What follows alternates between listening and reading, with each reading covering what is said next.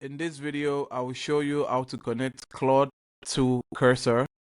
If you do find this video helpful, please do not forget to like and subscribe. Now, the first thing we're going to do is to sign up for Claude and go for a paid subscription. You can only connect on a paid subscription. So once you have the paid subscription, what you're going to do is you're going to go to Cursor.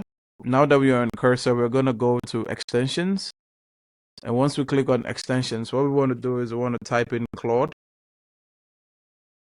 And we want to link Claude by Claude Code for VS Code. So we're going to click on install.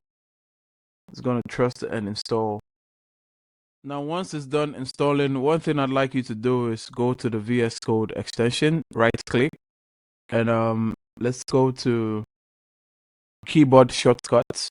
Now on keyboard shortcuts, what we want to do is to click on open a new window, and we want to add a keyboard shortcut for it. You can add any shortcut, but I prefer to use Control Command and Control Command O. So that's gonna open up Claude Code for me. Now once you click on enter, it should says open a new. Yes, it should be here.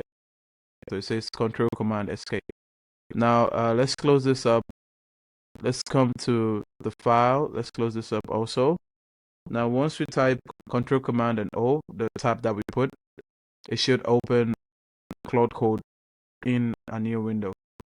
So what we can do is we can ask Claude Code to create this file and then print it. And once we click on enter, it should go through the code base and then write the code. Now we have the code here, print hello. So we can copy this. This is for vibe coding actually. We can copy this as our code, and we can create a new file called hello world.py, and we can paste it in there. So that's one way to use it. Another way to use it also, when we type in command control O, now we have this file and it's going to be in question with this file. So we can add things to the file. So we can say add a new function that takes in a string and truncates the last 3 alphabets. And once we go into that, it's going to go into this particular file and add the function to it. As you can see, it's added the function to the file. Now, there's also another thing that you also need to understand, that for you to use Claude Code, it doesn't really appear like this. It's because I have already signed in. That's why it came up. But if you're a new user, it's going to ask you to sign in your Claude account to it. That's how to use Claude Code in Cursor. If you do find this video helpful, please do not forget to like and subscribe.